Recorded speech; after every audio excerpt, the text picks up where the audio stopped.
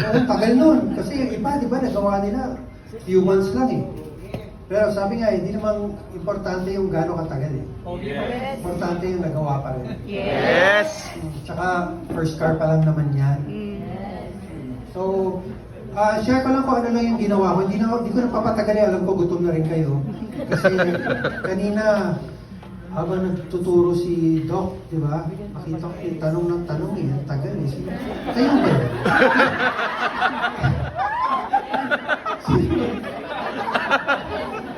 Gusto ko lang yung message si Doc eh. Doc, maningil ka na. Anyway, tandaan nyo lang, sulat ko na ha, para lang hindi nyo na makalimutan kung ano lang yung ginawa ko. Kasi totoo lang, sinunod ko lang to. Simple lang. Kindly fill a form. Package. Okay, mali. Ba yun? Okay. Sulat ko lang ha. Para sulat nyo na rin. Kung tama to. Okay, number 1.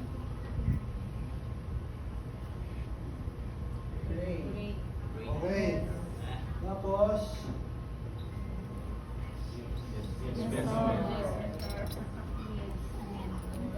okay. Tapos,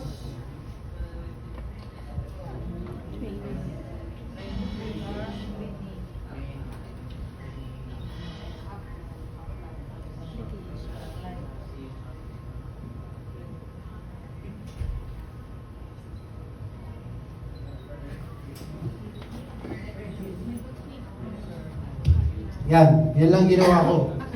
Siyempre, binigtasan muna natin ng bonggang-bongga lang to, di ba?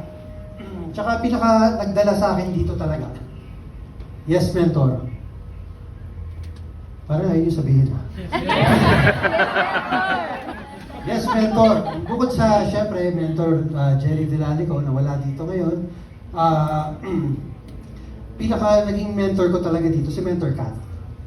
Di ba?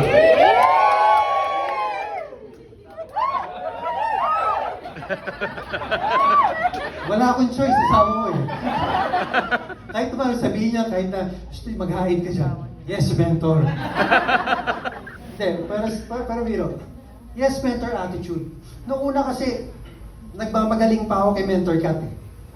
Sabi niya, be, ganito gawin mo, ganyan gawin mo. Sabi ko, hindi be, kasi ginawa ko na yan eh. Alam ko na yung ganyan, acne. Tapos, ang napansin ko, tahimik lang si Mentor Kat. Hanggang sa, hindi, hanggang tinignan ko sarili ko sa salamin. Sabi ko, top 2 ka ba? Top 2 ka ba, Rick? Di ba? Top 2 ka ba? $1 million circle ka ba? Hindi pa. So, parang naman akong tanga, di ba? So, mula nung nag-yes mentor ako, doon medyo gumanda-ganda yung flow ng lahat. Kasi sa sobrang nagmamarunong ako, pati yung mga sumali sa akin, nagmamarunong sa akin eh. Kasi acne sila. Hawaan yan eh. Yes. Pag nag-yes mentor ka, nung nag-yes mentor ako kay Men's Cat, ano nangyayari iba? Yes, Men's Eric. So kung okay pala to, hawaan pala to. Diba? So, inaaral ko talaga. Tsaka number 1, isa pang pinaka-importante, training. Totoo lang. Kahit sino tanongin mo, basketball. Sino nagka-champion? Madalas nag-training. Sino pinakamagaling na player? Yung laging nagte-training. Di ba yung mas maraming, parang si Jordan, si Kobe, mas madalas sila mag-training kaya sa mga kakampi niya, tsaka sa mga kalaban niya, sino magaling? May dumikit ba? Wala. Di ba? Importante ang training, mapa-office, mapa-zoom. Di ba? Pag nag-zoom kayo, mag-open cam kayo, ha? Ngayon, palakpakan nyo sarili nyo dahil nandito kayo sa training. Yes. Okay, mag-proud kayo dahil nandito kayo.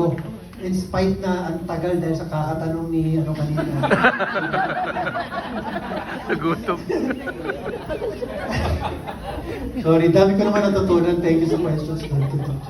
Anyway, next is apply. I-apply nyo naman lahat. Meron naman nagtitraining, okay. Pagdating sa bahay, wala. Pagdating sa bahay, wala ka namang ginagawa. Nandiyan ka nga lagi sa training, niisip mo habang nagluluto ka, sa yan ang training. Oh. Pero wala ka mo lang, pagkatapos nun, nunod kang teleserye. Di ba? Nasaan na yung training mo, hindi mo rin naman in-apply. Kasi kailangan mo i-apply eh. Di ba? Kailangan mo i-apply para masanay ka. Kasi pag inulit-ulit mo ang isang bagay, magiging effortless na siya. Yes. Di ba? Tingnan yung cellphone nyo. Lahat naman dito naka-Nokia dati, di ba? Yes. O, nung nag-Android, di ba, ang hirap ng una, hindi ko maintindihan. Pero sa kakagamit mo, masanay na. Ganun lang din yun. Okay? So, kailangan mo i-apply. Tapos, you have to be aggressive din.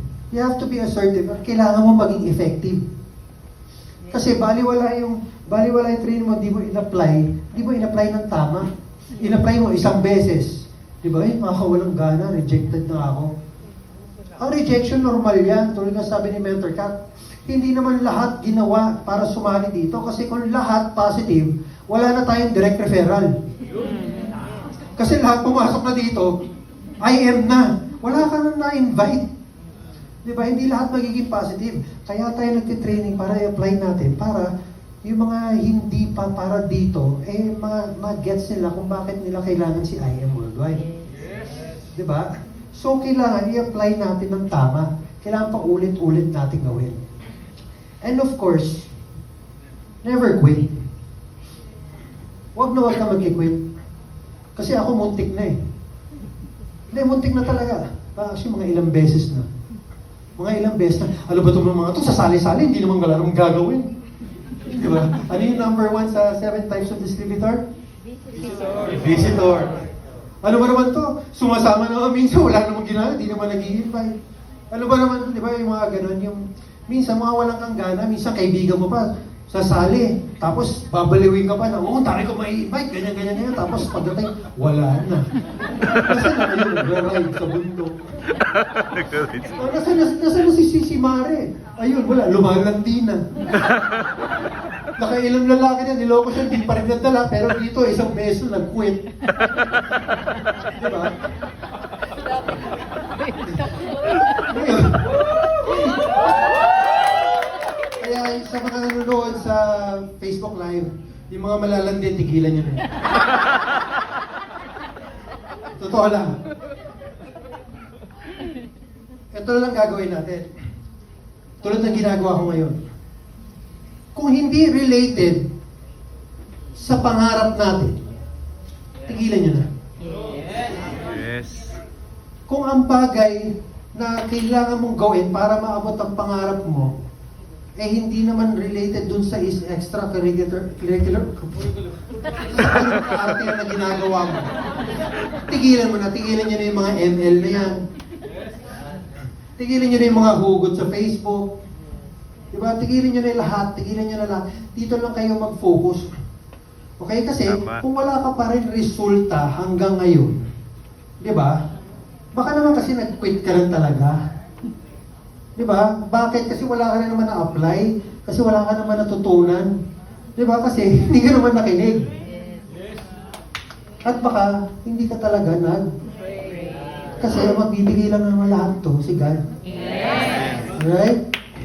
So, ayun. Tandaan nyo Ayan lahat sila na. Ayun, sila men's boy. Lahat nakita nyo na ginawa. Sila Mentor May, top 1 hanggang top 20, 30 plus. Yung mga iba, sila Mentor Grace, di ba? Sila, lahat yung mga bata, nagawa nila. Kaya ko rin nagawa kasi nakita ko nagawa nila, posible. Ano ba yung pinakaiba natin sa kanila? Pare-pare tayo, dalawa kamay, dalawa pa, may utak, may puso. Di ba? Yun nga lang, iba yung focus ng utak, iba yung tinatawag ng puso. Kasi sila, nakafocus sila sa goal, dito yung pangarap nila. Di ba? So yun lang panghawakan natin, say, kayo na next. Yes! So yun, maraming salamat po. God bless you all.